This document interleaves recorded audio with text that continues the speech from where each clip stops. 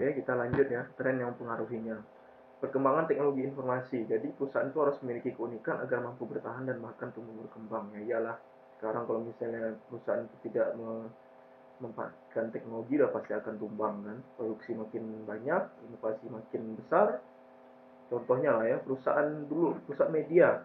Dulu kalau misalnya Bobo, terus juga majalah fashion, majalah berbagai macam majalah itu kan. Oh, dulu luar biasa. Sekarang udah nggak kelihatan lagi ya. Nah, karena itu tadi mereka tidak bisa manfaatkan teknologi. Ya sekarang apa-apa akses berita udah mudah kan.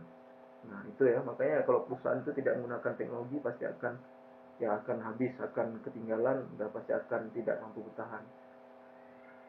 Just in time. Just in time itu maksudnya apa? Ya ketika dia itu ada pesanan baru dia buat. Ya bisa dibilang kayak catering gitu kan. Jadi kalau misalnya tidak ada pesanan ya nggak dibuat.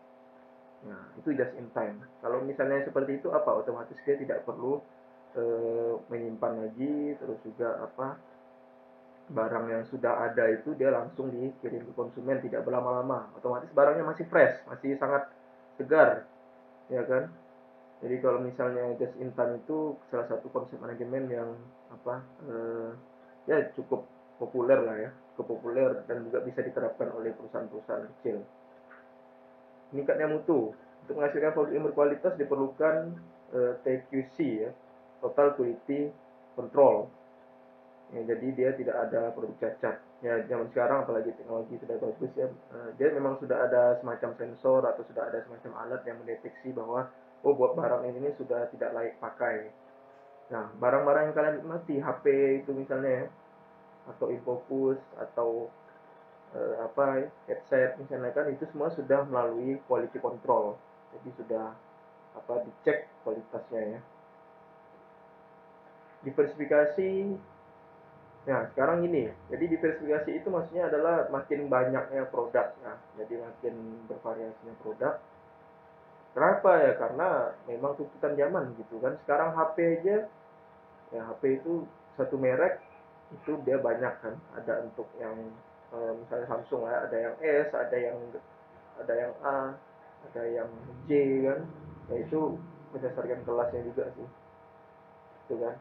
Kalau misalnya diversifikasi. Jadi dia itu kadang-kadang ada beberapa perusahaan itu yang memang unggul di bidang tertentu kan, misalnya kayak Apple itu unggulnya di sistem iOS-nya dan juga dia itu kecanggihannya kan, tapi harganya tidak unggul. Oh sementara sekarang Samsung itu sudah mulai mengungguli harga ya, sudah mulai menyaingi harga, harganya itu sudah mulai kompetitif tapi speknya itu sudah lumayan bagus ya. Kalau Xiaomi itu speknya sangat bagus tapi harganya masih murah. Nah, itulah, jadi setiap perusahaan dia memiliki keunggulan tersendiri. Ini salah satu langkah just in time ya. Jadi just in time itu tadi yang awal sudah saya bilang ya, baru produksi ketika ada pesanan. Nah, maka dari itu tahap awalnya adalah pelanggan pesan barang dulu. Jadi pesan barang. Nah, kalau sudah dipesan, baru nanti dibuat daftar pesanannya. Ingat ya, ini daftar pesanan kenapa sih harus kita buat ya? Karena konsumennya itu belum tentu cuma satu kan. Kalau konsumennya itu banyak, terus juga permintaannya macam ragam, ya pasti harus dibuat. Dan juga biasanya itu pasti ya kita harus memprioritaskan yang dahulu lah kan. Bukan yang baru saja pesan dan langsung kita dahulukan. Yang lebih lama lah misalnya itulah yang harus kita dahulukan. Kemudian daftar barang-barang yang diperlukan itu apa-apa saja. Ingin produksi makanan kue misalnya, berarti harus beli ya tepung, gula, telur, butter, coklat, nah, misalnya kan. Kemudian sudah dibuat list-listnya baru dipesan. Itu juga percuma kalau misalnya kalian sudah buat, oh ini listnya tepung harga segini, telur perlunya segini, gula perlunya segini, ternyata tidak kalian pesannya. Harus dipesan lah. Sudah di list, dipesan, kemudian baru dimulai produksi ketika sudah datang barang itu. Dari itu datang barangnya diproduksi baru dikirim. Makanya just in time itu ya memang yang paling sering ketemu itu adalah catering kan. Jadi dikirim ketika diperlukan. Tidak diperlukan, ya berarti dia tidak akan dikirim. Makanya barangnya masih fresh, masih sangat bagus. Proses manajemen itu ada R&D. Pertama ya, R&D itu adalah research and development. Apa itu? Itu adalah penelitian dan pengembangan. Jadi dalam suatu proses manajemen itu pasti perlu diteliti dan dikembangkan. Desain produk, ya desain produk ini juga salah satu hal yang membuat perusahaan itu jadi kompetitif ya. Jadi perusahaan itu hebatnya dibilang di apa sih? Oh desainnya seperti apa? Oh misalnya mobil Ferrari, Ferrari itu ya desainnya seperti itulah dia. BMW ya seperti itulah dia keunggulannya kan. Ya, desain. Jadi memang itu mengunggulkan desain. Ya, desain itu juga nanti akan mempengaruhi performa dari barang itu kan. Mobil tadi contohnya ya dia pasti akan mempertimbangkan bagaimana bahannya, bagaimana bobotnya, terus juga bagaimana tingkat aerodinamis atau hambatan angin ketika mobil itu dijalankan. Nah, itu sudah dipertimbangkan semua. Manufaktur berarti dia itu adalah proses produksi buatan barang di pabrik. Pemasaran ya berarti dipasarkan, distribusi berarti didistribusikan. Bedanya pemasaran dengan distribusi, kalau misalnya pemasaran itu dia sudah sampai ke konsumen. Kalau distribusi berarti dia itu baru sampai ke pihak ketiga dulu, dari pabrik, nah pihak ketiga baru nanti sampai ke konsumen. Layanan pelanggan ya berarti itu adalah layanan pasca penjualan. Layanan pasca penjualan itu seperti apa sih? Ya banyak kan, garansi, terus juga nanti apa ada eh, PCS gitu kan. Nah itu salah satu layanan pelanggan. Akuntansi manajemen lebih fokuskan diri pada rekayasa informasi, ya ini juga ya, jadi lebih kepada rekayasa ya. Rekayasa itu bukan berarti jelek juga, maksudnya rekayasa itu dia mengubah sesuatu ke bentuk yang lain, itu maksud rekayasa. Jadi rekayasa itu bukan berarti jelek juga sih ya, jadi semua itu pasti akan diolah ya, agar nanti lebih gampang. Manfaatkan teknologi komputer ini juga ya, jadi ya kalau misalnya dalam akuntansi manajemen itu sangat memperhatikan teknologi, mencerminkan sumber daya, memungkinkan untuk menjual produk. Nah, dalam profesi akuntan manajemen ya itu ada namanya CMA, Certified Management Accountant. Jadi Certified Management Accountant itu ya memang sertifikat khusus untuk akuntan manajemen. Nah, dia itu harus lulus ujian profesi dan meraih ujian profesinya itu ada 4 ya, ekonomi, keuangan, manajemen, akuntansi keuangan dan pelaporan, laporan, analisis dan masalah perilaku, analisis keputusan dan sistem informasi. Ya memang sih ya kalau misalnya pengambilan sertifikat seperti ini memang rumit, terus juga biayanya cukup besar dan biaya itu tidak menjamin lolos ya. Nah itulah ya, CPA berarti dia Certified Public Accountant, berarti dia lebih kepada akuntan publik. Akuntan manajemen itu dia lebih kepada manajemen perusahaan ya, kalau akuntan publik ini lebih kepada keuangan perusahaan. Nah ini hanya yang sudah bersertifikat yang bisa membuka kantor akuntan publik. Jadi kalau belum ada sertifikat nggak akan bisa bikin kantor itu. Kalau misalnya masih nekat, ya dia pasti akan ya tidak akan mendapatkan pengakuan dari kementerian, ya, terus juga usahanya dianggap ilegal, ya otomatis akan dipaksa tutup.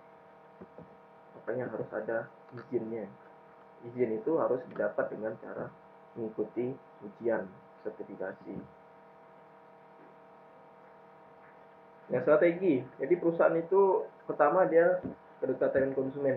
Kita tahu kan, kadang-kadang ada barangnya itu sangat, ya istilahnya barangnya itu sangat mahal, tapi gara-gara dia itu dekat dengan kita jadi lebih enak kita. Nah itu kan, ini maksudnya kedekatan dengan konsumen. Jadi dia itu ya mungkin barangnya tidak terlalu bagus atau biasa saja, tapi karena dekat dengan kita jadi lebih enak kita untuk belinya. Itulah, padahal lebih mahal kan, padahal kalau kita beli di luar itu ya pasti lebih mahal, lebih murah, tapi ketika kita beli di situ lebih mahal padahal barangnya sama. Nah itulah kedekatan konsumen, jadi keunggulan dia itu dekat dengan konsumen. Keunggulan operasional yang jadi produk, layanan lebih cepat, lebih nyaman, harga bersaing gitu kan. Jadi dia itu layanan yang cepat, sama kayak di mana ya, BCA ya. BCA itu layanan yang jauh lebih cepat daripada bank lain ya. Nah itu keunggulan BCA. Memang dia potongan bulannya sangat besar ya, tapi ya layanan pelanggannya bagus. Harga bersaing, ya itu kan HP, Xiaomi itu sudah terkenal di mana-mana murahnya ya, tapi speknya tinggi. Desentralisasi ini nanti saya jelaskan ya di beberapa pertemuan berikutnya. Hambatan. Jadi hambatan itu sesuatu yang mencegah perusahaan mendapat lebih dari yang diinginkan. Pasti. Jadi semua itu memiliki hambatan atau kekurangan. Nah, inilah teori hambatan. Jadi di sini kita ingin tahu apa sih kekurangan kita. Nah, terus nanti ya eh, akan dicarikan solusinya. Ingat ya, ini juga sama, hambatan itu tidak bisa dimusnahkan, tidak bisa dienolkan, tidak bisa dihilangkan, tapi bisa dikecilkan atau dikurangi. Etika, ya etika itu adalah sangat penting ya, sesuatu yang membuat orang itu ya bertindak secara baik. Nah, itulah etika kan. Jadi kalau mau bagus, etikanya juga harus bagus. Bisnis lancar, etikanya harus bagus. Kalau mau bagus ya tepat waktu. eh, Konsumen pengennya jam segini ya kalian harus datang sebelum jam yang diminta tadi ya. Etika profesi akuntansi akuntan manajemen, pertama kompeten ya, jadi dia punya kemampuan, bukan kemampuan yang dibuat-buat tapi memang ahli di bidangnya. Rahasia ya, dia tidak boleh mengungkapkan informasi yang sifatnya itu rahasia, jadi tidak informasi yang sifatnya itu sangat unggul di perusahaan itu tapi tidak dimiliki oleh perusahaan lain, itu harus dijaga rahasianya. Integritas itu ya kalau bisa jangan sampai sok-sokan ikut campur lah istilahnya kan. Jadi ya tahu sendiri lah batasannya, jangan suka jangan terlalu melewati koridornya. Objektif itu berarti dia harus menyampaikan apa adanya, bukan ada apanya. Dia menyampaikan ya pokoknya itulah dia. Sarbanes-Oxley itu adalah undang-undang yang bahas tentang ini ya, konsultan keuangan ya. Jadi ya sebenarnya banyak sih ya. Ini salah satunya. Nah, jadi kalau misalnya CEO atau dirut perusahaan itu harus menulis laporan keuangan sesuai dengan yang seharusnya, jadi tidak boleh manipulasi. Nah, kemudian juga pengawasan tambahan atas profesi audit. Jadi si audit itu harus diawasi. Jadi dia audit itu adalah evaluasi laporan keuangan. Ya dia harus diawasi. Jadi jangan bertindak semau hati dia kan. Harus ada aturan, harus ada standar, harus ada aturan yang tegas. Nah, terus juga ini menyewa jasa akuntan publik itu tidak boleh ada hubungan dekat ya. Jadi ya hubungannya biasa saja. Nah, ya emang sebenarnya sangat banyak nih undang-undang Sarbanes-Oxley itu sangat banyak. Salah satunya mengatur tentang jasa konsultan itu tidak boleh lebih dari 5 tahun di konsultan yang sama, harus yang beda. Ya, nanti tinggal dibaca sendiri ya.